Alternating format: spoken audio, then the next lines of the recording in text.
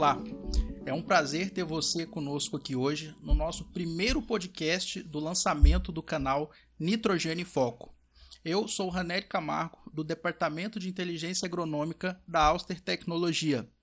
E ao longo dessas próximas horas eu vou ter o prazer, juntamente com o nosso diretor executivo, o Saulo Pena, a estar conduzindo um podcast com talvez um dos maiores nomes aí da agricultura de precisão e do manejo do nitrogênio no Brasil. Não é mesmo, Saulo? Isso aí, Ranieri. Então, pessoal, a gente agradece a todos aí que estão acompanhando o nosso primeiro episódio do podcast do Nitrogênio em Foco. Então, como o Ranieri já me apresentou, sou Saulo Pena Neto, diretor executivo da Auster Tecnologia. Trabalho aí já faz alguns anos com adubação nitrogenada, já há mais tempo já com aplicação de insumos em taxa variável, mas com nitrogênio mais especificamente desde 2018. E hoje, então, no primeiro episódio do podcast do Nitrogênio em Foco, nós estamos aqui com o professor Telmo. E eu já adianto que não vai ser, é a primeira, mas não vai ser a última vez. O professor Telmo vai nos acompanhar bastante aqui no Nitrogênio em Foco. A gente vai fazer bastante coisa junto, a gente vai falar sobre diversos assuntos, não apenas sobre adubação nitrogenada, mas outros assuntos que falam aí de agricultura sustentável, agricultura de precisão, entre outras coisas. E sem mais delongas, então, eu agradeço a participação do professor Telmo e, por favor, se apresente, professor. Bom, primeiramente minha saudação ao Ranieri, ao Saulo e a toda a equipe da Auster pela iniciativa de criar esse canal de discussão técnica sobre o nitrogênio. Realmente o nitrogênio é um dos nutrientes mais importantes da nossa agricultura, nós vamos falar sobre ele, e também sobre as novas tecnologias que surgiram nos últimos 20 anos, que permitem nós sermos mais assertivos quanto ao uso desse nutriente, tanto do ponto de vista do agricultor que deseja maior eficiência, maior retorno econômico do seu investimento na fertilização, quanto da sociedade com relação à manutenção da qualidade da água e do ar. Professor, acredito que seja algo assim que é uma curiosidade geral, Como que começou a trajetória profissional do senhor e especialmente o interesse por trabalhar com o nitrogênio? Bom, isso começou quando eu fui fazer minha pós-graduação, de um professor na URGS muito qualificado, professor João Minichuk, e eu decidi então procurá-lo para procurar fazer alguma coisa com relação ao nitrogênio. E escutei de um outro professor da fertilidade que me disse assim: você tem certeza que você gostaria de trabalhar com nitrogênio? Eu falei, sim, eu acho que é um nutriente muito importante. Ele falou, pois é, mas é o mais complexo. O manejo desse nutriente é o mais complexo, então você vai ter uma tarefa árdua. Naquele momento eu achei que era apenas um conselho, mas depois de quase 4 décadas trabalhando com nitrogênio, realmente a gente se dá conta que, especialmente em clima tropical, é muito complexo o seu ciclo, e entender esse ciclo é fundamental para que o agricultor tenha sucesso na sua lavoura. E assim foi a minha entrada no nitrogênio. A minha tese, orientada pelo professor Minichuk, foi exatamente considerar qual era o crédito que nós tínhamos das culturas de cobertura antecedente ao cultivo do milho. E aí a gente propôs um ajuste na recomendação nitrogenada do Rio Grande do Sul e Santa Catarina, que antes ela era baseada no teor de matéria orgânica do solo e na expectativa de rendimento. E nós passamos, a partir desse trabalho, que foi conduzido durante 4 anos, passamos a considerar que espécie eu tinha de cultura de cobertura. Interessante. Era um detalhe no ciclo, mas era um detalhe muito importante, porque nós tínhamos processos de imobilização do nitrogênio, quer dizer que aquele nitrogênio que às vezes o agricultor estava contando da matéria orgânica acabava sendo imobilizado pelos micro-organismos e de fato não estava disponível para as plantas. E por outro lado, quando nós tínhamos um cultivo de uma cultura que liberasse rapidamente esse nitrogênio, nós tínhamos um crédito. Então se propôs, na época, considerar a cultura e a massa seca que estava sendo aportada. Com essas duas ferramentas, se propôs uma nova tabela, né, que foi adotada num primeiro momento em parte, e depois, ao longo do tempo, acabou um pouco esquecida. Mas eu acredito que foi um primeiro avanço no sentido de melhorar a modelagem de todo o ciclo do nitrogênio, entendendo seus créditos e seus balanços negativos também, que são importantíssimos para nós chegarmos à dose mais ajustada. Legal, professor. E assim, ó, uma coisa que talvez o Ranieri também tenha pensado nisso, né? Tu falou, esse trabalho foi há 30, 40 anos, né? Então é bastante tempo, mas e como tu mesmo menciona, se falava não apenas da cultura, mas da massa seca. E naquela época já vinha aquele estalo de talvez, será que uma parte do talhão vai ter mais massa seca e outra vai estar menos, e no futuro dê para aplicar doses diferentes, ou ainda não se pensava nisso? Não, na época, de fato, o experimento, né, é um experimento de longa duração, que até hoje existe na URGS, e ele envolvia, então, 3 situações, né? Uma situação de o milho cultivado após a presença de leguminosas, o milho cultivado após gramíneas e um consórcio. Nessas 3 situações, nós tínhamos doses de nitrogênio. Então, se tinha uma curva de resposta ao nitrogênio para cada uma dessas situações, e a ideia inicial era tentar ajustar qual era a resposta a nitrogênio em 3 situações distintas. Naquele momento, nós tínhamos o avanço do plantio direto, então muitos dos resíduos eram incorporados ao solo, e agora a gente estava estimulando a manutenção desse resíduo na superfície do solo.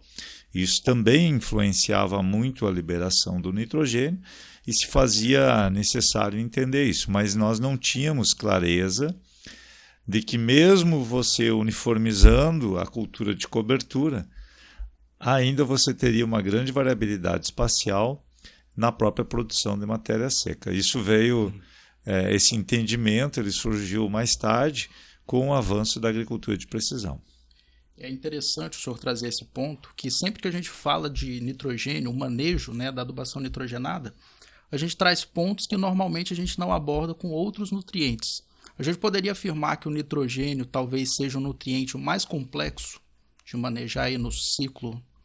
Eu não tenho dúvida disso, Ranieri. Ele realmente é muito complexo, e o Saulo é especialista nisso, né, porque ele trabalha com algoritmos que tentam capturar todas as etapas do nitrogênio.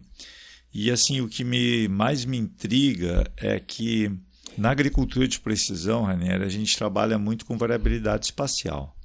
O fósforo, por exemplo, é um nutriente de altíssima variabilidade espacial.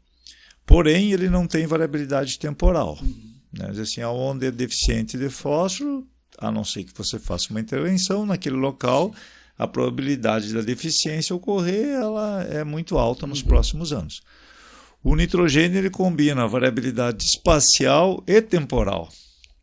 E aí é realmente muito difícil você prever qual é a disponibilidade real e a necessidade real das plantas, porque isso pode variar de ano para ano, e dentro do mesmo talhão, no mesmo ano, pode variar de local para local. Isso faz com que realmente a complexidade deste nutriente seja muito grande. A outra questão que ele é muito influenciado pelas condições climáticas. Perfeito.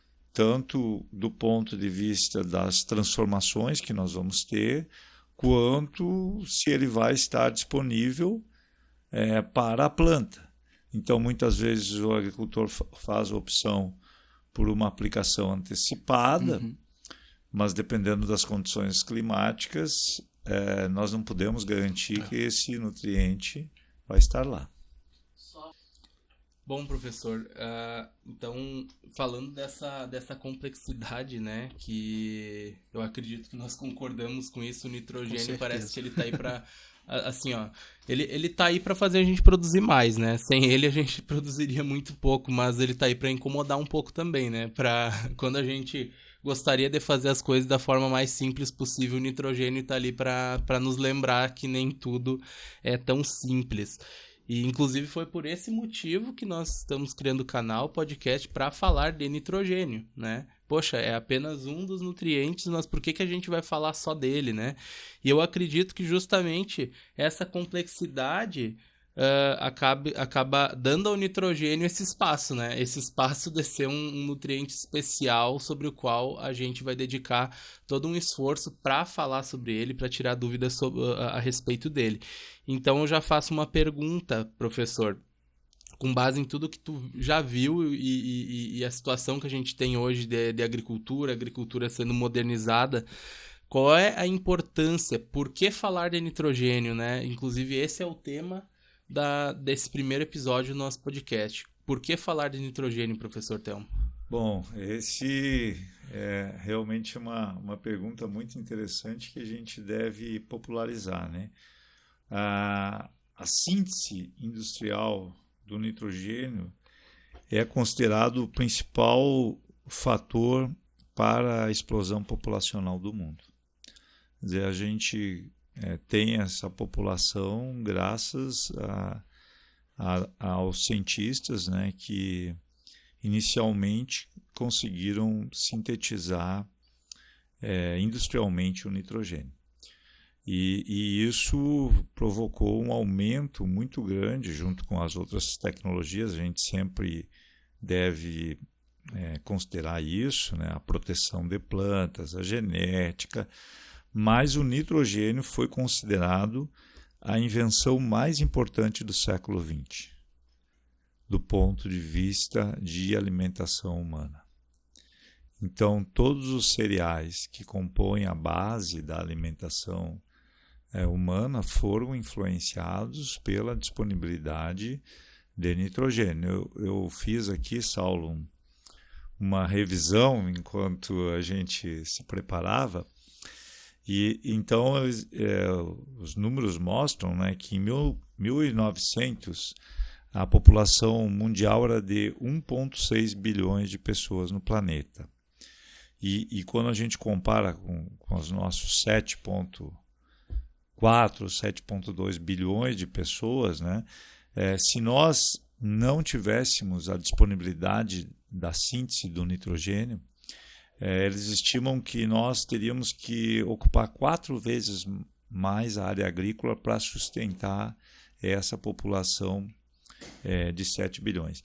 E eu me lembro de um seminário que eu participei nos Estados Unidos, enquanto aluno lá, que o professor disse assim, olha, se nós não tivéssemos, se o Fritz Haber, o Karl Bosch e mais um outro terceiro autor que não é tão conhecido como o processo de Haber-Bosch, mas que também foi igualmente importante, que foi o Riso-Gnou, se eles não tivessem inventado isso, em vez essa sala aqui teria 4 vezes menor população, porque nós não teríamos alimento para suportar isso. Então a gente realmente deve considerar que a síntese do nitrogênio ela foi fantástica.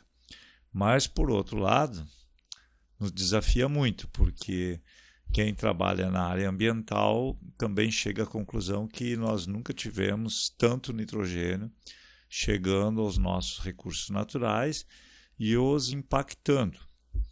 Então, a questão hoje em dia é usar eficientemente este insumo tão importante. Professor, até pequenos comentários, né, sobre a tua fala que eu achei ela fantástica. A primeira, né, sem a síntese de Haber-Bosch a gente não poderia ter a população que tem, e a população remanescente pagaria muito caro pela alimentação. Isso é uma coisa que a gente não pode esquecer. Nós pagamos pela comida. A comida é produzida, é distribuída, só que as pessoas pagam. E imagina uma situação de lavouras que tem 1/4, 1/3 da produtividade. Eu ia precisar de mais mão de obra, eu ia precisar de mais máquina para produzir a mesma coisa que a gente produz, só que numa área bem mais extensa. Isso, eu diria assim, é a receita do caos, né? Porque eu estou falando de alimento. E é interessante ver como o nitrogênio se comunica com até com outras inovações, né? Tu citou a genética, por exemplo. Então, eu gosto sempre de lembrar que quando a gente pega aqueles trabalhos feitos com o trigo lá, né, do Norman Borlaug lá no México, o trigo, basicamente, foi feito um baita de um trabalho para que o trigo respondesse ao nitrogênio. Mais do que oferecer simplesmente um nutriente. Exato. Houve toda uma cadeia que se desenvolveu a partir do suprimento abundante deste fator limitante, né? E aí, como você diz, aí nós já começamos a trabalhar com materiais que eram menos suscetíveis ao acamamento, né? E, portanto, eles eram mais responsivos. Então, houve um processo, né, de mudanças em função dessa síntese que acabaram resultando num grande aumento da produtividade, que é o maior da história. Das tecnologias que nós temos, o nitrogênio foi o que proporcionou maior avanço em produtividade. Professor, aproveitando que a gente está falando, né, de toda a questão agrícola, sustentabilidade e o quão complexo é o manejo do nitrogênio, ao longo da sua trajetória profissional, o senhor já identificou, já teve a oportunidade de ver algum erro de manejo, né, e nesse contexto algum impacto negativo, seja no meio ambiente, seja para a própria questão agrícola, ou seja, algo que deu errado, né, nesse contexto justamente pelo manejo inadequado do nutriente? Sim. Esse é o mais frequente, né? Então, de novo, fazendo a comparação com outros nutrientes, né? Muitas vezes o agricultor ele sabe que tem imprecisões no processo, às vezes a imprecisão é na distribuição, às vezes até no próprio diagnóstico. Ele faz uma opção, às vezes, por aplicar uma dose um pouco superior para compensar erros no processo. Isso remédio. Exatamente. Isso quando os preços permitem, né? Sim. E isso ao longo dos anos aconteceu. Só que no caso do nitrogênio é muito diferente, porque o nitrogênio ele não fica numa forma estável no solo. Então, esse nitrogênio que é excedente, ele vira um importante potencial poluidor, tanto do ar quanto da água. Então, é muito importante que nós sejamos assertivos em todos os nutrientes. Mas no nitrogênio é mandatório, é essencial.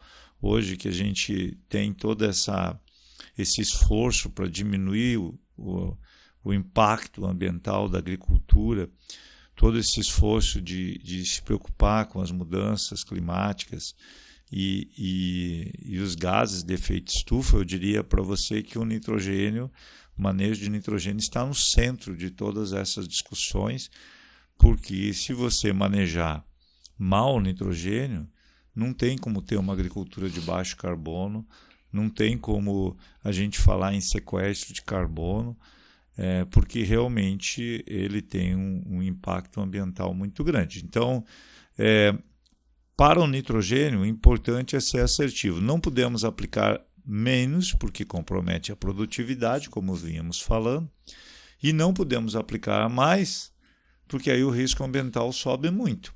Então, ser muito preciso na escolha da dose, mas aí o Saulo sempre gosta muito dos conceitos do 4C. Me ajuda com o conceito de 4C. Tem insumo certo, no local certo, na dose certa e na hora certa. Então, o nitrogênio, ele, assim, é fundamental você respeitar esses 4 princípios, né? A dose, o local, o momento adequado, né? Fundamental, e a fonte. Então, Rania, nessas 4 aí, geralmente a gente erra, olha, 2, 3, se não, às vezes as 4. Então, por pouco não erra 5, né?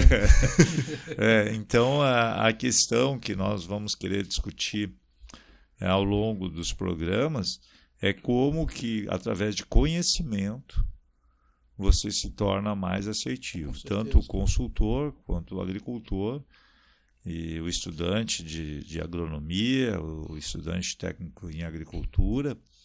É muito importante a gente ter um sólido conhecimento e aplicar esse conhecimento. Mas assim, os erros são dramáticos, e eu posso relatar um exemplo meu assim de um erro, né? De fato, houve um determinado momento que se começou a valorizar muito para o milho, que o nitrogênio cada vez deveria ser mais antecipado, né?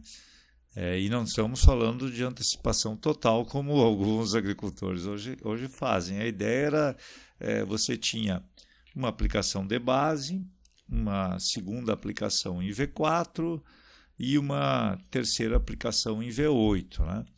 E a ideia era dizer assim, olha, quanto mais trazer essa adubação do V8 mais para o início do ciclo é vantajoso, porque você tem um sinal para a planta para que ela se prepare fisiologicamente para alta produtividade.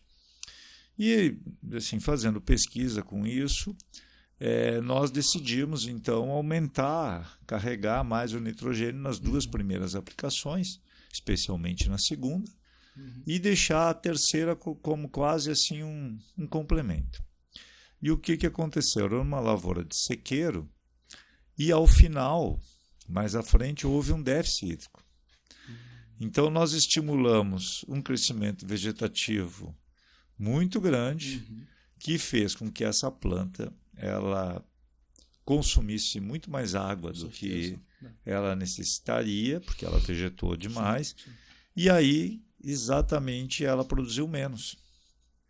Então isso mostrou que, na verdade, a demanda de nitrogênio ela vai ser tremendamente influenciada pelo que acontece durante o ciclo. E como a gente não tem essa capacidade de prever claramente no momento da semeadura ou no momento da primeira aplicação do nitrogênio como vai se comportar o ano, a gente pode incorrer em erros muito grandes. E aí, infelizmente, esse dinheiro que o produtor investiu, ele é perdido, do ponto de vista do agricultor. E do ponto de vista da sociedade, que o impacto ambiental é grande.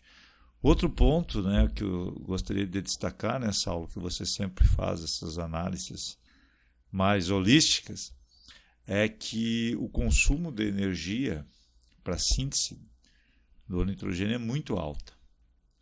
Então, quer dizer que é um produto que a sociedade, o processo industrial, demanda muita energia, e isso já temos uma pegada de carbono muito alta, né?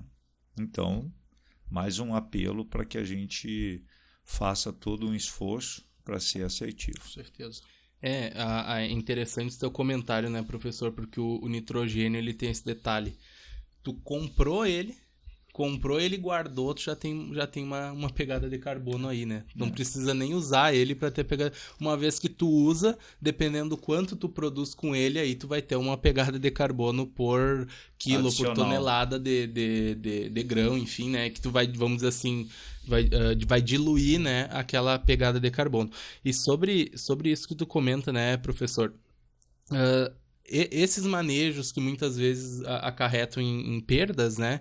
Por exemplo, eu apliquei muito nitrogênio no começo, a planta se viu num ambiente de muita abundância e se preparou para ser uma planta, né, de vento em popa, e aí chega lá na hora, por exemplo, do reprodutivo, que é quando a planta mais demanda de água, e se a gente for olhar no Brasil como são as safras de milho, por exemplo, normalmente a água começa a cessar ali até no começo do reprodutivo. Óbvio que um ano é um pouco diferente do outro, aquela coisa. Mas o que eu chamo a atenção é o seguinte, às vezes, esse manejo que a gente está falando assim, que é um potencial manejo para dar prejuízo, muitas vezes o agricultor faz 1, 2 anos e tem um resultado excelente. Por quê? Porque são muitos fatores e muitas vezes no ano que ele fez a primeira vez ou a segunda, ele tinha os fatores ideais para aquele manejo. A pergunta é, a longo prazo, será que esse manejo ele é o mais seguro? É a mesma coisa de uma pessoa dando tiro para cima, né? A bala vai cair em algum lugar. Daí tu diz pra pessoa, não, é perigoso dar tiro pra cima, bem pra cima, porque senão a bala vai cair em ti. Daí diz, não, já dei 1, 2, 3 tiros e não caiu na minha cabeça. Não quer dizer que um dia não vai cair, né? Então, eu aproveito pra perguntar, né, e pra gente dar uma ênfase. Quando se fala, por exemplo, em adubar demais, vou colocar, até nem vamos falar da pegada de carbono, vamos pensar só no financeiro, né? Minha lavoura, eu acredito que vai produzir bem, apesar de que não tem um histórico, eu vou colocar mais nitrogênio para garantir que o nitrogênio não vai faltar. Eu vejo muito o uso do nitrogênio, em muitos casos, ser tratado realmente como um remédio, né? Como se ele fosse compensar outros fatores. Quando, na verdade, muitas vezes ele vai potencializar, né, outros fatores que venham gerar um prejuízo, por exemplo, a falta d'água. E era isso que eu gostaria de perguntar, professor. Quando o agricultor estávamos dizendo assim, fazendo uma aposta, né? Eu vou colocar um pouco mais do que o necessário, eu vou colocar bem mais do que o necessário, porque o nitrogênio, vamos supor, numa situação hipotética, esteja com um preço bom e ele está disposto a arcar com esse prejuízo. O risco de simplesmente estar colocando o insumo fora é o único risco, o único potencial prejuízo, ou ele tem realmente um potencial de gerar um prejuízo por reduzir a produtividade? Isso que é interessante, né? A resposta a nitrogênio, ela tem uma fase que ela é linear. Depois ela tem uma fase que ela é estável. E se você continuar insistindo, ela tem um retrocesso. Então o agricultor está aplicando mais nitrogênio e está diminuindo a sua produtividade. E são vários os trabalhos que procuram entender. Eu mesmo assim, ficava muito curioso. Puxa, mas se o início ela tem uma resposta linear, por que depois de uma certa dose ela começa a ser negativa, né? E anular parte daqueles ganhos, né? E você falou antes, né, que a fertilização, a dose é muito importante, porque é a história da deficiência e do excesso, né? O mesmo produto, em deficiência é um remédio, em excesso pode ser um problema. E no nitrogênio isso é clássico. Então são várias coisas, né? Primeiro, desequilíbrios nutricionais. A planta absorve muito nitrogênio e isso pode induzir falta de outros nutrientes. Um dos mais estudados é o potássio, porque ele é absorvido em grande quantidade. Então, no momento que você exagera no nitrogênio, a gente chama isso de um consumo de luxo, que a planta não precisaria tanto daquele nutriente, mas está abundante, ela acaba consumindo. E outro ponto é que o consumo de nitrogênio ele tem um gasto energético pela planta. Então ela está gastando energia para acumular um nutriente que não vai ser necessário. Então, as relações de nitrogênio com potássio, nitrogênio com cálcio, nitrogênio com enxofre.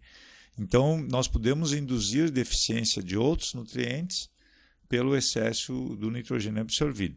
E uma das coisas que mais assim me chama a atenção quando a gente fica estudando o ciclo do nitrogênio é o risco de aumentar a atração de pragas e doenças. Porque, por exemplo, nós estamos falando da questão do ataque de doenças foliares. O cálcio, ele constitui a parede celular. portanto, é uma defesa natural. Uma primeira defesa da planta são a parede celular das folhas. Mas se tiver excesso de nitrogênio, vai faltar cálcio. E essa parede celular ela vai ser menos resistente e aí nós vamos ter uma infecção mais fácil por conta das doenças. Então, tem vários trabalhos que mostram isso. Então, eu te diria, Saulo, não é um bom indicador excesso de nutriente. Aliás, hoje a gente trabalha muito com o conceito de nutrição equilibrada. E para o nitrogênio isso é muito válido. Com certeza, professor. Até porque, né, é quase que instintivo a gente querer tratar um nutriente tão complexo como o mocinho ou o vilão, né, do contexto agrícola ali. Será que ele é o que vai me dar prejuízo ou vai ser o meu ano de safra recorde, por exemplo, né? E volta muito o que vai, né, delimitar exatamente se ele vai ser o mocinho ou o vilão da história, volta no conceito, né, naquele conceito dos 4 Cs que o Saulo gosta de explorar bastante, né? O momento certo, a quantidade certa, né, na hora certa, dentro desse escopo. Eu queria aproveitar, né, o pessoal que tem nos acompanhado aí desde do começo do papo.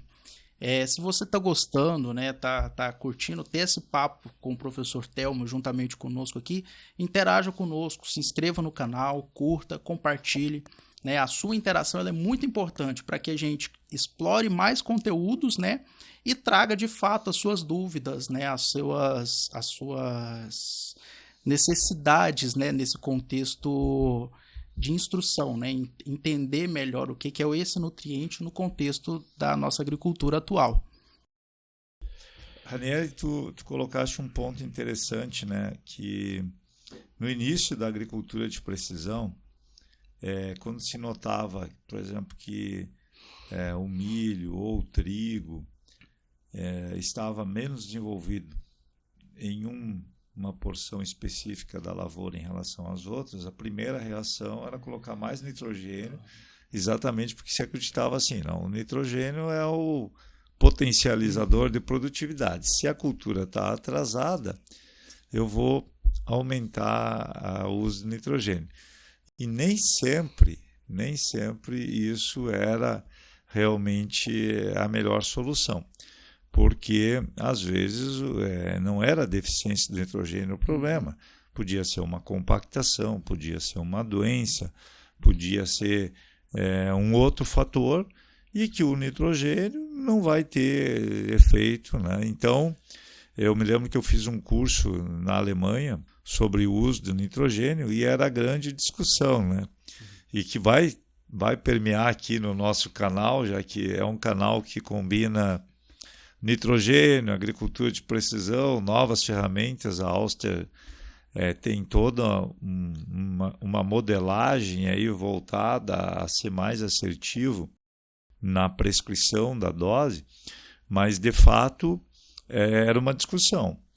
Numa zona de baixa potencial produtivo, devemos investir mais nitrogênio para tentar compensar a produtividade ou aceitar que aquela zona tem outros fatores limitantes e que, portanto, a curva de resposta a nitrogênio seria menor. Então, isso aí assim, consumiu um bom tempo dos pesquisadores tentando ser mais assertivo com relação à dose de acordo com a variabilidade espacial. Perfeito. Só que essa equação ainda fica mais complicada porque, ao longo dos anos, ainda tem o efeito temporal. Então, esse efeito temporal, o Saulo colocou muito bem ali, né? Para a tendência do agricultor, e é uma tendência lógica, é quando você faz um determinado manejo e você atinge uma alta produtividade, a tendência no ano seguinte é a gente repetir exatamente aquele manejo, de forma que o agricultor, meio que intuitivamente, ele procura a fórmula secreta de produzir bem na sua área. No time que está ganhando. Exatamente isso aí. Só que para nitrogênio, infelizmente, muda as condições climáticas e muda a prescrição. E aí, isso assim, eu aprendi também que para outros ajustes, são igualmente importantes, que é o ajuste de população de planta. Então, também, às vezes, você tem um ajuste de população de planta certinho por ambiente e tal, muda as condições climáticas e esse seu ajuste não é o mais importante. Então, para a gente continuar a nossa discussão, eu queria agregar outros 2 fatores que são assim chaves no uso do nitrogênio, que é a água e a população de plantas. Então, isso também afeta muito, né? Quanto de água que a planta vai ter disponível. A gente sabe que à medida que nós temos restrição hídrica, a resposta a nitrogênio ela é comprometida. E a gente tem que considerar isso. E a outra questão é a população de plantas. Então, a disponibilidade de nitrogênio ela considera a população de plantas e a resposta de cada material genético. Então, às vezes, você tem um material que ele responde grandes quantidades e outro material que ele responde menos. Então, de um modo geral, são muitos fatores que nós temos que considerar, mas quanto mais detalhes nós tivermos acerca dessas informações, mais assertivo nós seremos. Professor, até foi bom tocar nesse ponto, né? Falou de 2 coisas aí que eu achei interessantes, né? A primeira coisa foi sobre essa questão de diagnóstico, né? Por exemplo, temporal, e a outra foi a população de plantas. Por quê? Porque às vezes uma deficiência ela é dessa safra de hoje, eu posso diagnosticar isso, ou ela pode ser uma deficiência que se repete ao longo dos anos, né? Então, já houve, né, vamos dizer assim, o desafio de fazer o diagnóstico, de descobrir onde está a deficiência. Hoje nós temos muitas ferramentas para isso, então tem coleta de solo para a maior parte dos nutrientes, pH, enfim. A gente tem o sensoriamento remoto, que é muito utilizado para o nitrogênio, seja por imagem de satélite, sensor proximal, drone, a câmera espectral no drone, enfim, tem várias formas, né? Então, ler a lavoura já não é mais o problema. Agora, a gente está no desafio da interpretação, porque, como a gente bem fala, né? Se eu tenho uma deficiência que ao longo de 5 anos, de 6 anos, ela é idêntica na mesma região, muito provavelmente, e sendo que é uma lavoura que eu estou fazendo uma rotação, eu estou adubando, e aquela deficiência se repete, muito provavelmente é um problema que eu não resolvo com nitrogênio. E o melhor que eu tenho a fazer é adubar para uma baixa produtividade naquela região. Por quê? Porque é aquela região que estaria, vamos dizer assim, sugando o meu lucro, né? Caso eu estivesse investindo muito. Mas isso significa que sempre que eu tenho uma zona de baixa produtividade ou baixo potencial momentâneo, eu devo adubar menos na zona de baixa? Não. Se for uma deficiência de hoje, vamos supor assim, historicamente aquela área produz bem, mas agora... Hoje aquelas plantas estão, por exemplo, com baixo acúmulo de nitrogênio. Aí eu faria a lógica inversa, né? Então, ver que não é só uma questão de tipo assim, entrada e uma saída óbvia, né? Mesma coisa população de plantas. Quando fala em população de plantas, isso tem muito a ver com a maneira como a gente parcela o nitrogênio. Se eu pegar o trigo, que é uma cultura que a gente tem, por exemplo, tem no Rio Grande do Sul, tem em Santa Catarina, Paraná, tem no Cerrado, eu já vi o agricultor praticar, né, de semear o trigo com populações diversas, né? Por exemplo, aqui no Sul é mais comum populações um pouco mais baixas e investir no perfilhamento, porém no Cerrado eu já vejo populações muito altas. E o que isso significa quando a gente fala de nitrogênio? O nitrogênio no começo da cultura do ciclo é para ele compensar a população, para perfilhar, por exemplo. Então, isso já nos dá uma dica. Muitas vezes, então, vamos supor aqui no sul, com uma população baixa, uma boa dose de nitrogênio no começo do ciclo para estimular esse perfilhamento, não esquecendo que depois a gente tem que sustentar esse esse perfilhamento, né? Porque senão a planta vai abortar. E eu tenho situação, por exemplo, do cerrado, que depois que aquela planta nasceu e está na fase de perfilhamento, tem pouco espaço para perfilhar. Então, se eu encher de nitrogênio no começo, aquelas plantas já vão começar a ter um crescimento vertical que não necessariamente vai se converter em produtividade. O mesmo vale para o algodão, que também é uma planta que compensa muito, né? No caso de eu ter uma falha, né? Tem uma falha, faltou um pé de algodão, com um pouco de nitrogênio a mais, aquelas plantas do entorno, elas vão compensar. O milho já não tem esse efeito. Então, isso é uma coisa que mexe muito na adubação nitrogenada e que eu não tenho como simplesmente generalizar para uma cultura e dizer que, para essa cultura, qualquer situação, eu vou ter... Faça assim ou faça assado que vai dar certo. A receita de bolo que todos buscam, ela não é possível, né? Eu achei muito interessante essa colocação sua, Saulo, e o Ranieri corroborou, que esse é o problema. A gente tem no Brasil as tabelas de recomendação, né? Então, todo mundo quer uma tabela que tu possa aplicar ela em todas as situações. E para o nitrogênio, infelizmente, essa tabela ela é influenciada por muitos fatores que não são contemplados na definição dessas doses. Então, a gente acaba errando muito. E acho que você pontuou bem, mas eu gostaria de ressaltar a todos que nos acompanham no canal, agradecendo a atenção de vocês, que houve nos últimos 20 anos, eu diria assim, uma evolução muito grande em nós captarmos a variabilidade espacial das lavouras. Seja por imagens de satélite, o sensoriamento remoto, seja por drones, sensoriamentos proximais.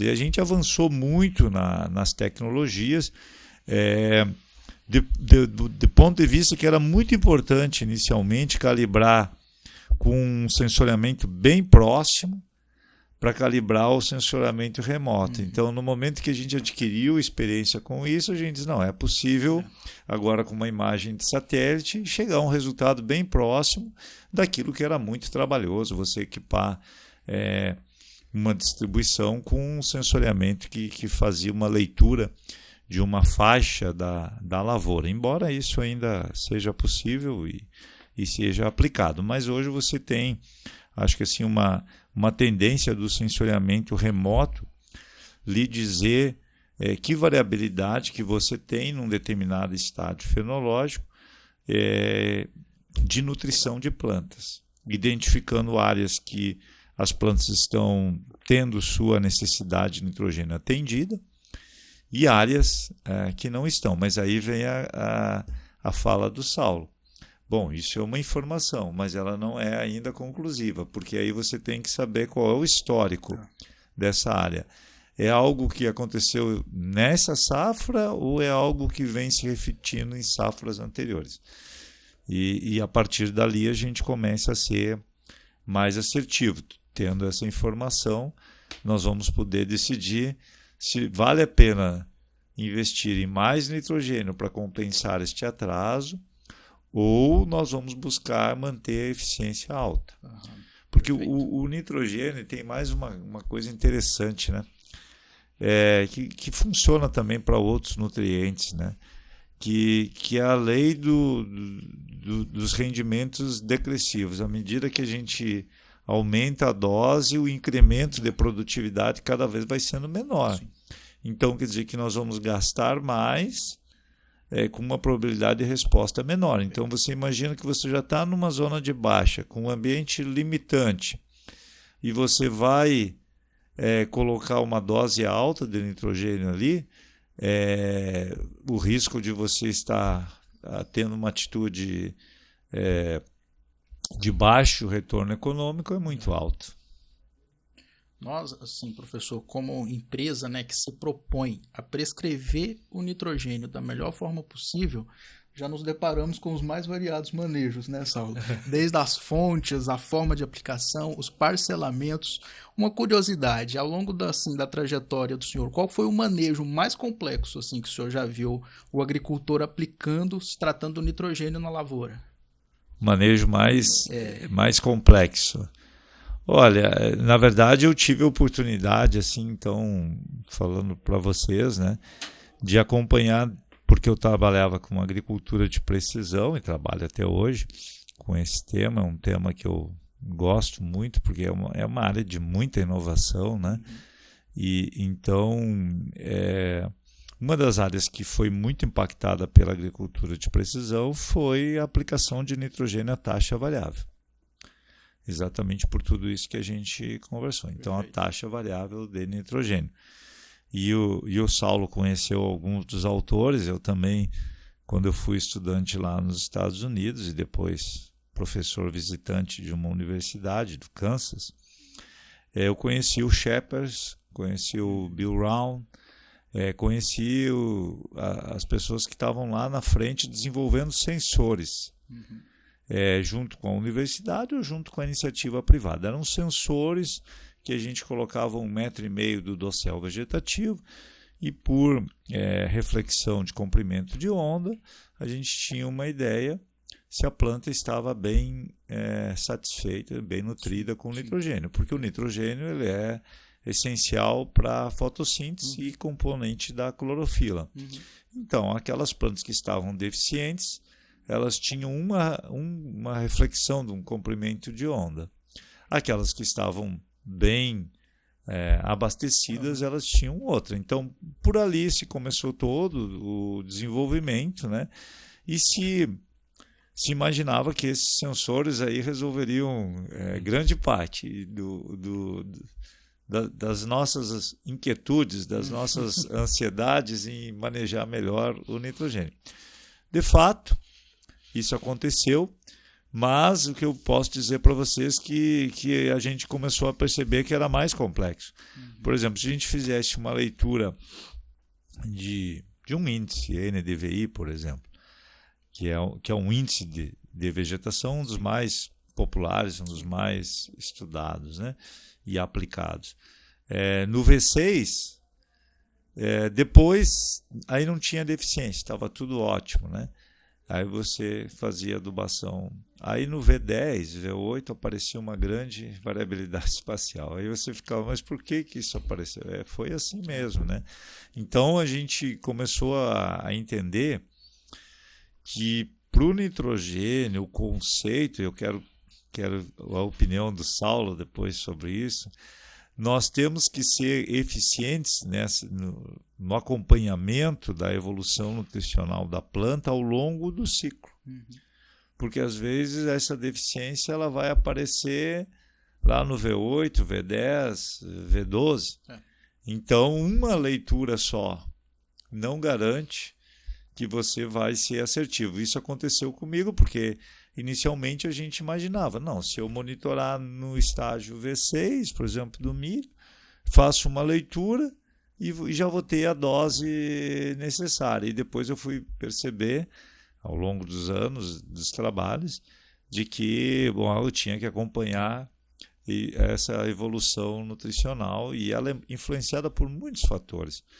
A absorção do nitrogênio, por exemplo, a temperatura. Às vezes você tem uma temperatura inicial fria. Então, o milho com pouco nitrogênio, ele está atendido porque o crescimento dele está praticamente travado e aí ele não aparece deficiência de nitrogênio no V4, V6. Aí, quando a temperatura aumenta, tem água, ele começa a fazer fotossíntese e demandar nitrogênio.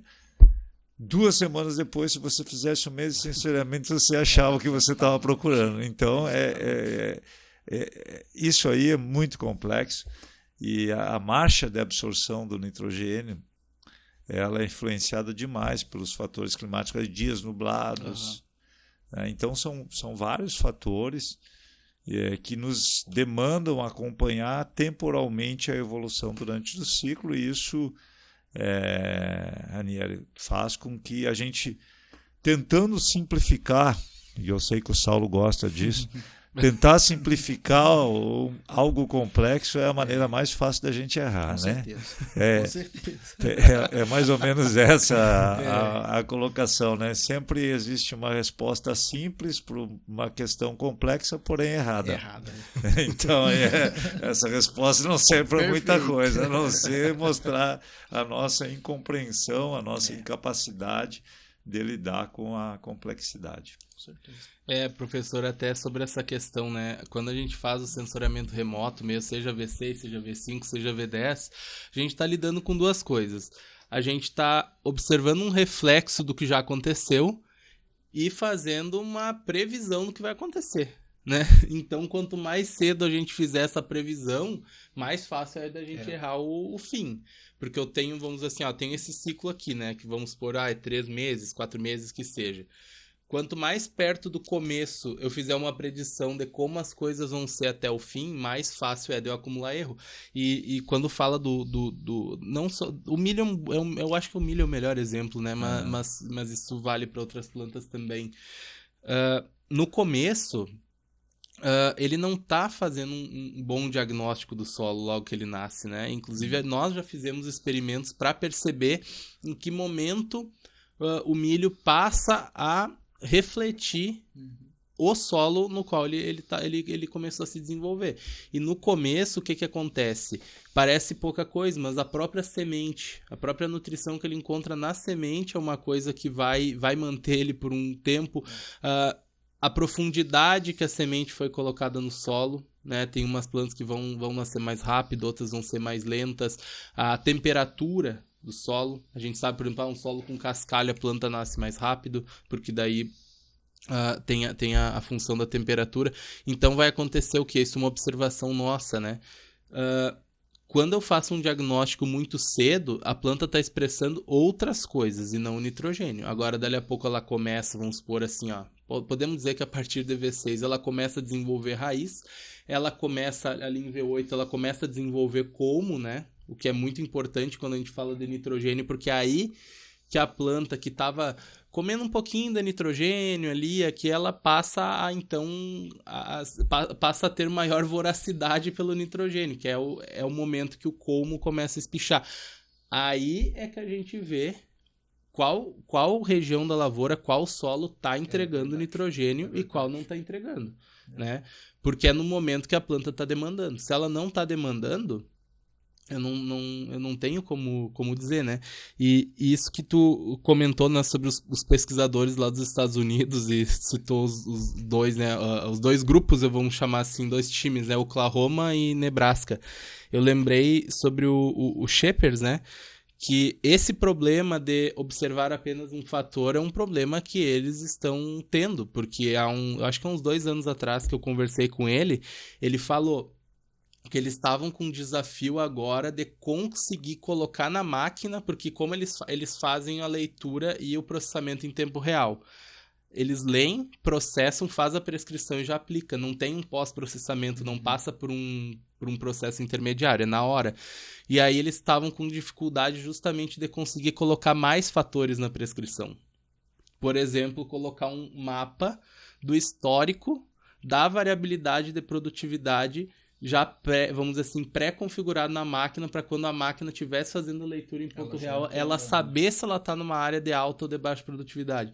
E ele até reclamou que ele vinha numa briga com os fabricantes, enfim, para poder colocar esses mapas, né, e digamos assim, um sistema de prescrição, ler essas múltiplas camadas em tempo real, mas que ele diz que o pessoal estava achando que era muito complexo, assim, que ia dar mais dor de cabeça, né, mas tu vê que isso demonstrou vamos dizer assim, uma tendência, né?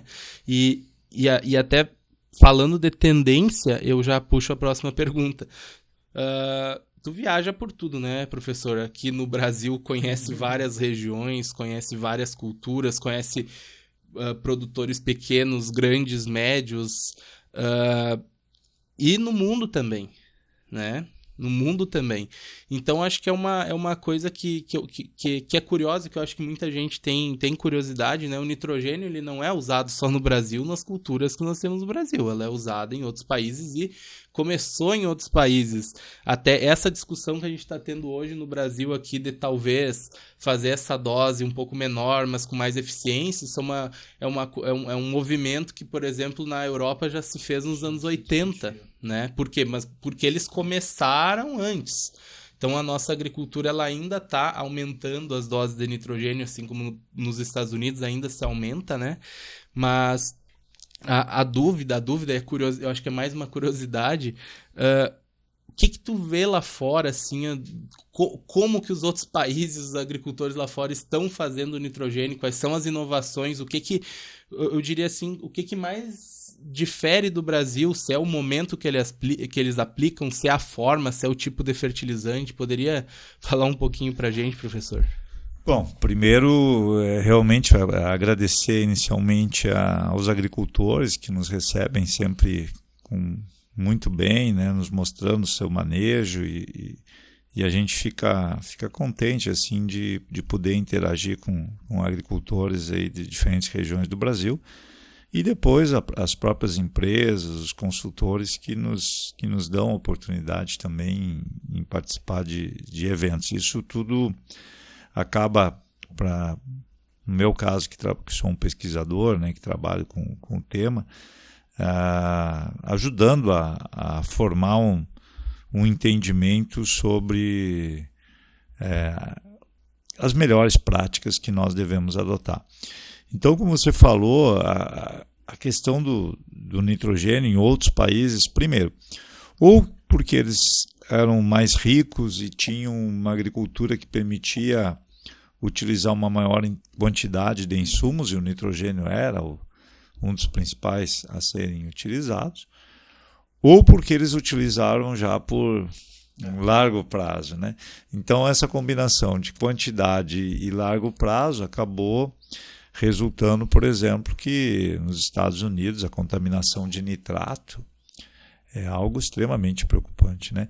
Você tem a agricultura do cinturão do milho, Corn Belt, que fica na região central norte, né, do oeste, região central oeste americano, e esse nitrogênio que é aplicado nas lavouras de milho, que no início a recomendação era mais ou menos essa, né? Quanto você quer produzir de quantos sacos de milho? Né? Exatamente. Então, 1 quilo de nitrogênio por saco de milho.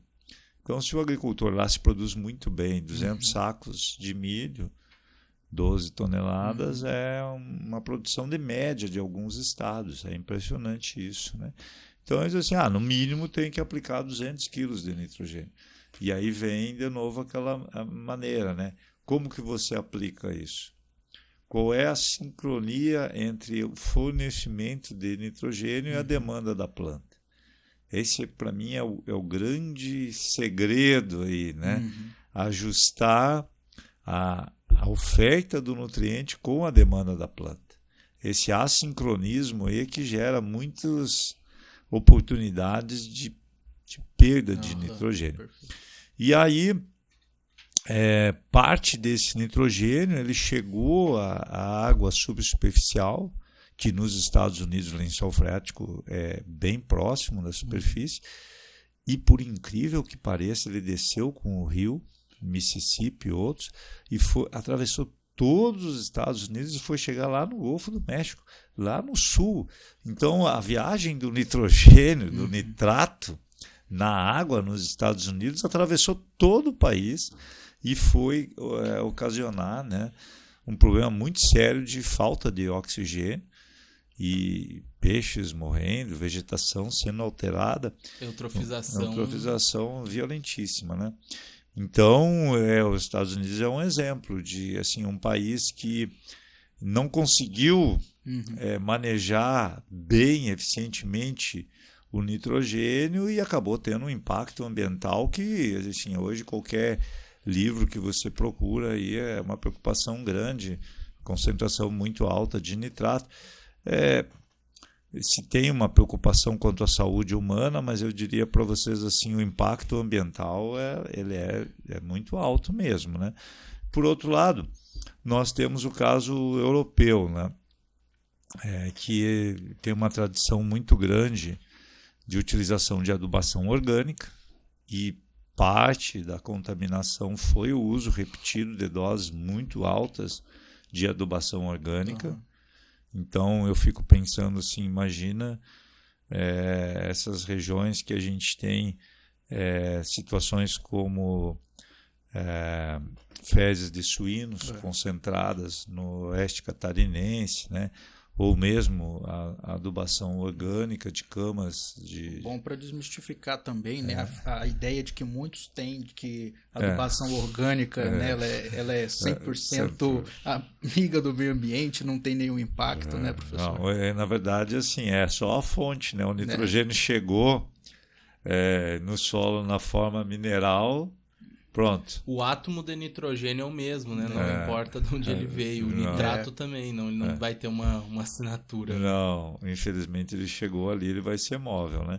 E aí, no caso, eu tive agora no intercâmbio que a Universidade de Santa Maria está tendo com a Holanda, especificamente a Universidade de Wageningen, e nós estamos trabalhando juntos. Aí eu tive a oportunidade de fazer uma visita técnica aos campos de produção lá, e eles estão pensando, Saulo, em restringir o uso de nitrogênio. Então, botar um freio, não permitindo que o agricultor escolha livremente a dose de nitrogênio. E isso tem tido, assim, uma repercussão muito grande entre os produtores, porque eles sabem que isso vai ocasionar um impacto na produtividade. E a ideia, assim, a gente tem aquela máxima eficiência econômica, né? Que ela se situaria em torno de 90% da máxima eficiência técnica. Então, exemplificando um pouco para os que estão nos acompanhando, esse linguajar mais técnico aí, você pode ter uma resposta a nitrogênio até 160 quilos de nitrogênio. A partir dali, você atingiu um platô, você vai aumentando a dose de nitrogênio, mas a produtividade não aumenta. Então, a gente considera 90% desta dose como sendo a econômica. Bom, o freio é exatamente aí. Diz assim, você não pode buscar a máxima eficiência técnica, que seria o platô. Você tem que ficar abaixo da máxima eficiência econômica. E aí, como que o agricultor, então, você imagina que ele vai ter uma dose menor de nitrogênio, como que ele vai potencializar as suas lavouras? A resposta é através de tecnologia, de sensoriamento, de agricultura de precisão, que seria essa maneira. Então, eu vejo que de todos os nutrientes, talvez o nitrogênio é o que atualmente e futuramente mais vai ser impactado pelas ferramentas de agricultura de precisão, porque é uma necessidade, ela é muito complexo, recomendações simplistas falham, tradição no uso do nitrogênio nem sempre é um bom conselheiro. E aí você precisa de um algoritmo robusto que consiga interpretar todas as soluções, você precisa do acompanhamento. E a Auster, exatamente, ela se propõe a isso, né? E eu, como professor, acho que é muito importante a gente criar ferramentas para levar todo esse conhecimento da pesquisa das universidades até o produtor. Servir como uma ponte, né? E que o produtor ele tenha essas ferramentas. Então, desde o primeiro momento que eu conheci o Smart N, eu fiquei assim muito impressionado porque ele é muito robusto, né? Ele considera todas as etapas. E uma coisa que eu vi lá na Alemanha é que tem determinados parâmetros que eles são muito localizados, né? Então, se a gente importar, por exemplo, um algoritmo desse, a gente não consegue muitas vezes ajustar ele para as nossas condições. E é isso que, assim, uma empresa nacional que está lá com o produtor na ponta, está verificando, ela pode fazer ajuste. Então, eu te perguntaria, Saulo, desde que vocês começaram a desenvolver dentro da Auster o algoritmo, qual foi a necessidade de ajuste ou ele já nasceu pronto, já nasceu falando, esse bebê? Não, professor, como é de se imaginar, né? Todo o sistema que ele passa constantemente por revisões e por adaptações, né? Não apenas adaptações, por exemplo, de colocar novas culturas, novas antecessoras, novos insumos, né? Não apenas atualizações, mas também a gente perceber que uma parte dele estava com um funcionamento um pouquinho mais genérico e a gente quer tornar ele mais, como é que eu vou dizer, mais inteligente. Inclusive o Ranieri trabalha exatamente com isso, né? Buscando esses ajustes, né? Porque, obviamente, que ele nasceu como uma coisa um pouco mais generalista lá em 2018, né? Só que o que a gente percebeu? Nós estamos num país gigante e que a diversidade dentro do agronegócio é gigante, né? Então, eu não tô... Por exemplo, assim, se eu pegar a Europa, a maioria dos países europeus cabem dentro de um estado brasileiro, né? Então, isso significa o quê?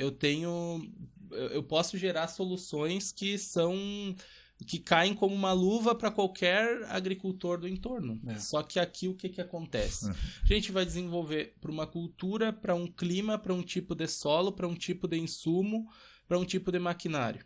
E aí tu sobe um pouquinho, já muda totalmente o cenário. A mesma cultura, por exemplo, né? Falar, é possível prescrever para algodão, milho, feijão e trigo. Mas o trigo plantado aqui no Rio Grande do Sul, ele tem uma série de fatores que não são influenciados pelo trigo no cerrado e que tem outros fatores que influenciam lá, né? O algodão que é plantado ali no oeste da Bahia também tem vários fatores que são diferentes, né? É a mesma cultura do algodão cultivado no Mato Grosso. Né? É um esforço contínuo buscar esse refinamento, esse ajuste, mesmo sendo a mesma cultura, né? No mesmo país, o que a gente cairia numa generalização burra, né, de que está no mesmo local e sofre e passa pelos mesmos fatores. E o que eu posso dizer também, professor, acho que o pulo do gato, ele não está em simplesmente dizer que eu tenho uma recomendação para o algodão do oeste da Bahia e uma recomendação para o algodão no Mato Grosso, e eu tenho uma recomendação diferente para o trigo do Cerrado e uma recomendação para o trigo do Sul. Na verdade, o sistema ele é idêntico. Ele funciona, como eu posso dizer assim, ó, é o mesmo cérebro. O que acontece, por que faz essa diferenciação? A informação que chega até ele é diferente. Então, a informação das características climáticas, por exemplo, a temperatura, chuvas, própria questão do solo, própria questão do histórico de produtividade, a variação da produtividade ao longo das safras, né? Tem uma série de coisas, e eu até posso citar um exemplo. Existe aquela generalização da matéria orgânica, né? Esse é um exemplo muito bom. Tipo assim, professor, eu estou recomendando nitrogênio. Para cada 1% da matéria orgânica, quantos quilos eu considero? E eu gosto muito de tabelar isso e mostrar nas apresentações, que é tipo assim, 1% da matéria orgânica, né? Vamos supor, 1% de matéria orgânica no mesmo mês, aqui no Rio Grande do Sul e lá no Cerrado pro trigo, lá no Cerrado a mineralização vai ser o dobro. Se aqui era aproximadamente 20 quilos, lá vai ser 40. Isso aproximadamente. E no próprio Rio Grande do Sul, eu tenho uma cultura de inverno, eu tenho uma cultura de verão. Óbvio que se eu pegar uma tabela, se eu pegar tabelas, recomendações, boletins, vai ter essa diferenciação, mas isso não está claro. Né? É trigo e milho. Só que assim, uma coisa é o nitrogênio no inverno. A matéria orgânica no inverno, que está tudo ali, ó, as bactérias e os micro-organismos estão na geladeira, né? Outra coisa é no verão. Então, o que acontece? O sistema, como a gente desenvolveu, ele não precisa reconhecer que lá é o cerrado, que ali aqui é, assim como a cultura. Para o sistema não existe milho, não existe trigo, não existe algodão, não existe feijão. Existem parâmetros matemáticos, por exemplo, constantes que vão, tipo assim, quando eu seleciono o que eu estou fazendo para o milho, na verdade ele vai puxar uma série de informações matemáticas sobre como o milho se comporta. Isso permite que a gente crie uma generalização, mas no sentido de inteligência. Não é generalização de fazer a mesma recomendação para todo mundo, mas no sentido de que, se em algum momento eu quiser colocar uma cultura nova, basta eu descobrir os parâmetros daquela cultura e jogar dentro do sistema para ele saber fazer funcionar. Porque o que ele tem modelado é o funcionamento do ciclo do nitrogênio, o funcionamento da matéria orgânica, o funcionamento da absorção do nitrogênio, das marchas da absorção do nitrogênio, os processos de perda, né? Assim como um insumo diferente, surgiu um insumo diferente no mercado, a gente vai ter que ir lá fazer um experimento? Não, a gente precisa, inclusive a gente pode consultar na própria bibliografia, em outros trabalhos científicos, colocar os parâmetros e dizer para o sistema, esse insumo tem tais características, portanto vai se comportar de tal maneira. Então acaba sendo, de certa forma, uma generalização, né? Então, como que eu gosto de dizer? A gente resolveu o problema por um caminho diferente. Não é só um sistema diferente, mas a gente optou por um caminho em que a gente pudesse ter essa generalização para facilitar justamente essas atualizações. Imagina cada vez que lançar um híbrido de milho novo, um insumo novo, tu tem que ficar 3 anos fazendo ensaio. Entende? Então, eu acho que foi por aí assim que a gente jogou e até o momento tem dado super certo, porque o próprio agricultor ele tem a impressão que aquilo foi recomendado por uma pessoa. Porque a recomendação para a tua lavoura vai ser diferente em relação à lavoura do vizinho. Ah, mas aqui tá só a 300 metros, sim, mas o teu solo é diferente. Tu tá plantando faz 10 anos a mais que o teu solo tá recebendo plantio direto, vamos supor. Isso tudo reflete. Não necessariamente essa informação, mas vai refletir na planta, né? Sim, talhões vizinhos já existe uma variabilidade, né, gigante, quanto mais entre a micro-região ali, vamos colocar assim. Eu gostei muito disso, né? Primeiro é reconhecer essas grandes variabilidades que nós temos num país continental que nem o nosso, né? Então, eu saúdo aí meus amigos lá do Tocantins, tive a oportunidade de visitá-los e Pará também. É impressionante, né? Aquilo chove, uma chuva de 20, 30 milímetros, 2 horas depois está o sol lá. E então você imagina, né? É totalmente diferente da nossa condição climática aqui, quando começa a chover, fica ali 1 dia, 2 dias nublado, chovendo. E lá é assim, você tem todos os processos biológicos extremamente acelerados, né? Uma taxa de fotossíntese muito alta, né? E a marcha de absorção do nitrogênio, a disponibilidade, ela tem que ser diferenciada em relação ao que nós temos aqui no sul, e a matéria orgânica, como vocês ilustraram, é isso também, né? A gente diz, 3% de matéria orgânica.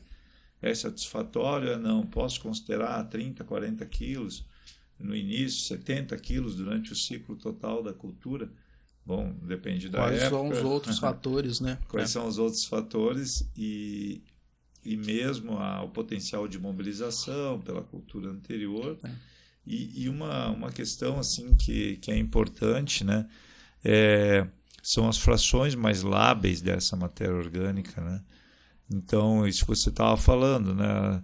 Bom, é um plantio direto de longa duração, então houve as frações lábeis da matéria orgânica, elas foram recompostas e, consequentemente, a gente tem um nitrogênio que vai estar mais disponível. Por outro lado, você tem uma matéria orgânica que, em função de uma subfertilização, ela é uma matéria orgânica que ela tem uma baixa recomposição das frações lábeis. Ela tem uma matéria orgânica com um carbono e nitrogênio mais recalcitrante.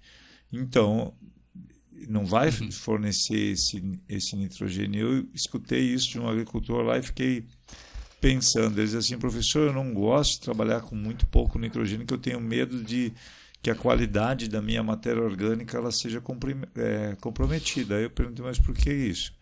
Ele falou, não, o nitrogênio não é essencial para a matéria orgânica. Eu falei, sim, existe a relação carbono-nitrogênio da matéria orgânica, que ela é de 10 a 13 para 1. Ele falou, pois então, aqui eu produzo muito milho de safrinha e depois ainda faço pastagem e o meu balanço de nitrogênio não fecha, né? E eu tenho medo de que eu esteja exportando muito nitrogênio no grão ou na carne, e ao longo do tempo a minha matéria orgânica comece a ficar cada vez com menor disponibilidade. Eu falei, isso pode acontecer, porque exatamente você não está recompondo essas frações mais lábeis. Então, matéria orgânica é um grande compartimento que ele tem diferentes estágios de frações, de disponibilidade, e a mais importante para a planta, eu diria, em termos de nutrição e para os micro-organismos, são essas frações lábeis.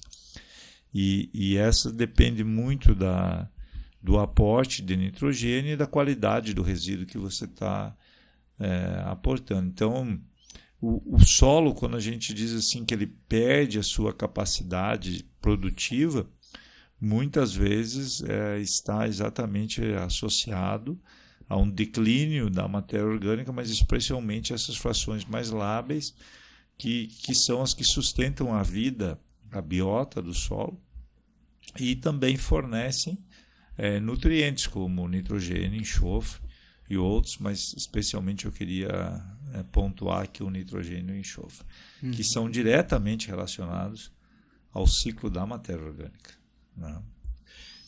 Antes até de passar pro Ranieri e fazer uma pergunta, só gostaria de falar sobre uma coisa, né, professor? Duas coisas, na verdade, que tu havia comentado na tua fala. A primeira, né, quando tu falou da questão do fluxo de nitrogênio nos Estados Unidos, né, para onde está indo o nitrogênio, daí tu falou sobre o caso do Golfo do México. Por curiosidade, eu já vi um trabalho conduzido na Espanha, se não me engano o autor é Luis La Saleta, não sei se pronuncia assim, que ele modelou justamente ao longo de muitos anos o fluxo de nitrogênio no país inteiro, que é basicamente por onde entra o nitrogênio e por onde ele sai.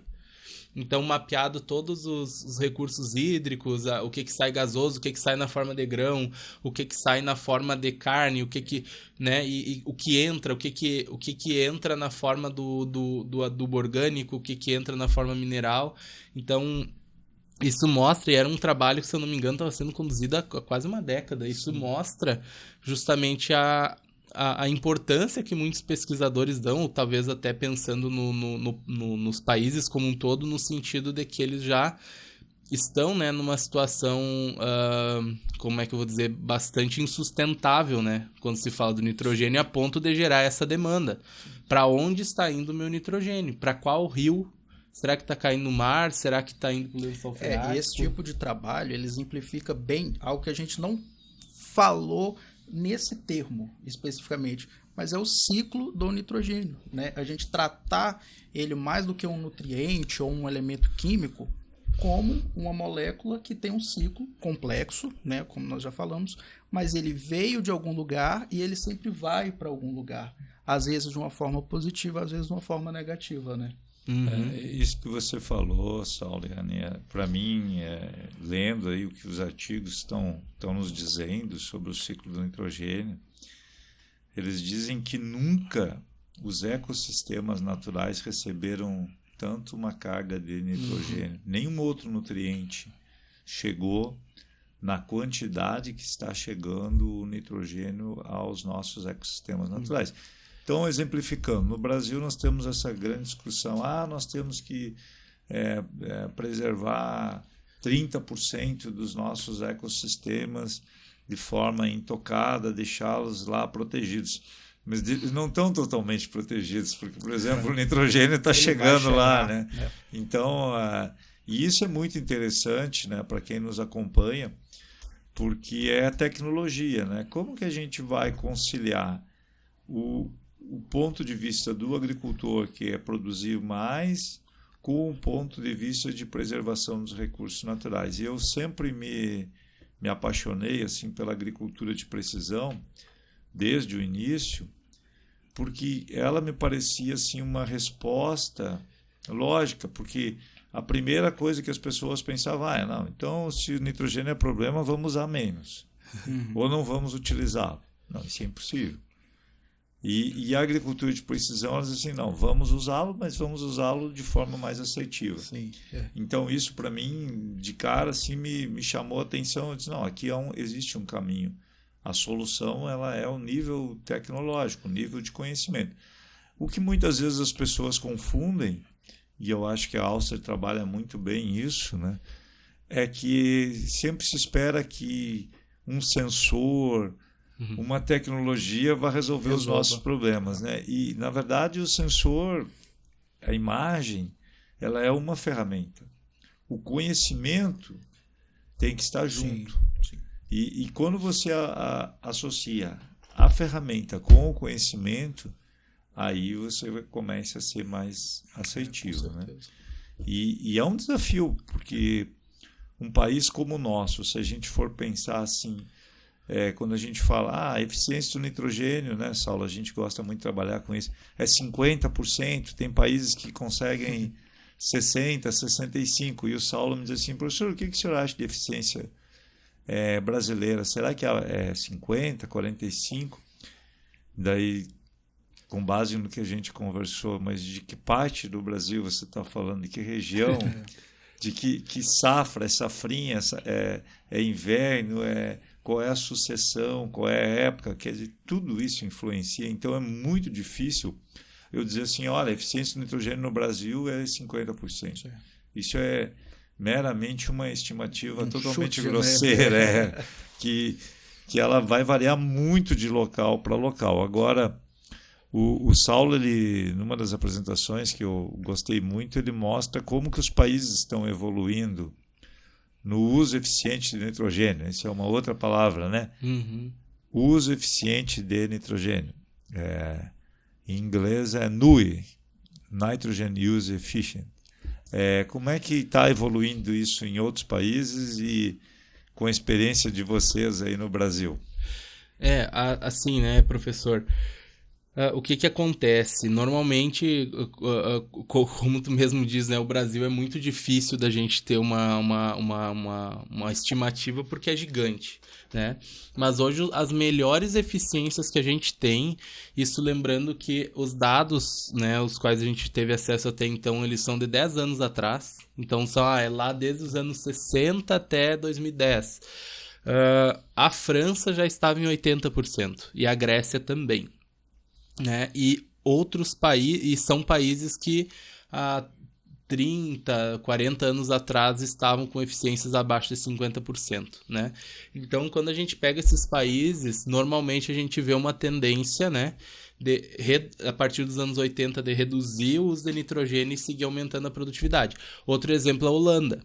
A Holanda já foi o país que mais aplica nitrogênio no mundo, ainda aplica muito nitrogênio. E ainda não tem uma eficiência tão alta, é relativamente baixa, né? Só que eles conseguiram, de 30 anos para cá, cortar mais da metade do nitrogênio. Estão aplicando menos da metade do que aplicavam e produzindo um pouco a mais. Os Estados Unidos é interessante porque eles ainda estão numa crescente de uso de nitrogênio, né? Ainda se usa cada vez mais nitrogênio, está aumentando ano após ano o uso. Só que a produtividade ela está aumentando numa proporção um pouco maior. Então a gente vê aquela curva tendendo a subir, né? A subir mais a produtividade do que o uso. O Brasil é praticamente linear, né? O uso de nitrogênio é bastante proporcional ao uso à produtividade. E isso só para como com certeza esse tipo de assunto gera muita dúvida, né? O que é levado em consideração é basicamente o que ingressou de nitrogênio nos solos do país inteiro e o que saiu em forma de grão, por exemplo, de alimento, né? Então, vamos supor, é considerado, saiu 1 tonelada de milho, eu estou considerando ali que saíram 15 quilos de nitrogênio, né? Que é os 1,5%. Aí entrou sei lá quantos quilos de nitrogênio, né? Então, é uma forma bem grosseira de fazer essa medição. Basicamente, não importa como é que foi o manejo ali, se era plantio direto, não. Entrou X de nitrogênio, saiu Y de nitrogênio em forma de, por exemplo, alimento, algo útil, né? O próprio impacto ambiental que a gente discutiu bastante hoje aqui não é levado em consideração, por exemplo, né? Exato. Mas então, para pontuar quem nos acompanha, nós teríamos 2 caminhos no nitrogênio, né? É você buscar maior eficiência reduzindo a dose, sem penalizar a produtividade. Muitos agricultores buscam isso, né? Se ele produz 120 sacos de milho na safrinha, Ele diz assim, professor, eu quero produzir isso utilizando um pouco menos de nitrogênio. Então, ele está sendo mais eficiente. E o outro é utilizar mais nitrogênio, mas aumentar a produtividade proporcionalmente de forma maior do que ele vinha fazendo. Então, nos dois cenários, com tecnologia, com conhecimento, a gente pode atingir os dois objetivos, né? E é isso que a gente busca numa lavoura em que a gente procura ser assertivo. É explorar o potencial produtivo onde ele é possível, e isso a gente faz aplicando um pouco mais de nitrogênio, mas só que colhendo muito mais. E por outro lado, quando nós temos outros fatores que não nos permitem ter a resposta, é dar um passo atrás e buscar de novo uma dose que você tenha uma grande probabilidade de resposta.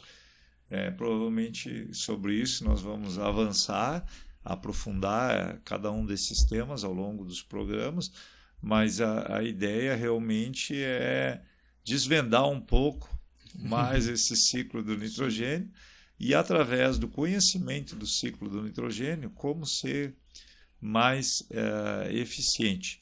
E o Ranieri colocou, acho que é muito importante, né, a participação dos consultores, agricultores, nos mandando as suas dúvidas, que juntos nós podemos trabalhar para tentá-las esclarecê-las. Professor, só um pequeno parênteses e uma correção, né?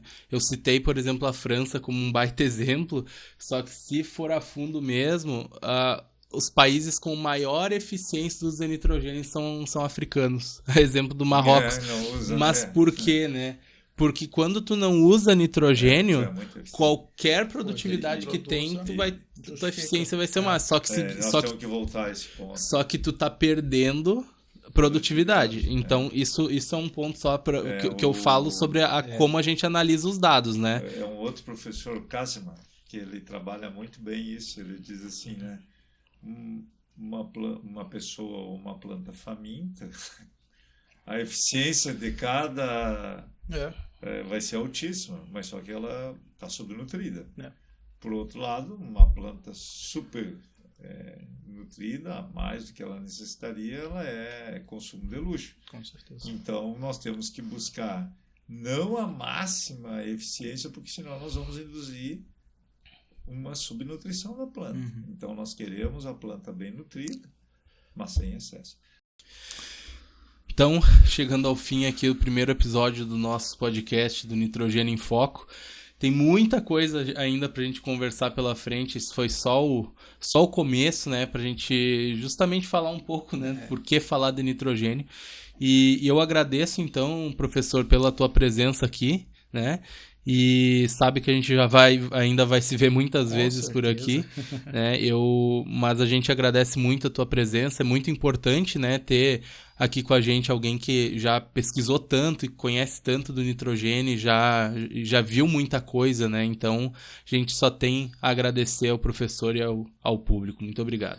É isso aí. E como o Saulo bem colocou, nós estamos no começo da exploração de diversos temas, não só a respeito do manejo do nitrogênio, mas de uma agricultura sustentável, eficiente. Professor Telmo, já te adianto, professor, o senhor vai estar conosco aqui muito ainda, né? Vamos tentar, né, ser o mais abrangente o possível e com a qualidade, um conteúdo de qualidade, um conteúdo que de fato atenda a necessidade de técnicos, de agricultores, até mesmo de estudantes, né? Sobre agricultura sustentável, agricultura de precisão, o manejo da adubação nitrogenada. Gostou desse nosso primeiro podcast? Não se esquece de curtir, né, o vídeo e se inscrever no nosso canal. Interaja conosco também, mande seus comentários, suas dúvidas. Nós vamos ter o maior prazer de ler, né, separar essas dúvidas e gerar conteúdos que te respondem, que sanem essas dúvidas aí. Tá joia? Obrigado, até a próxima.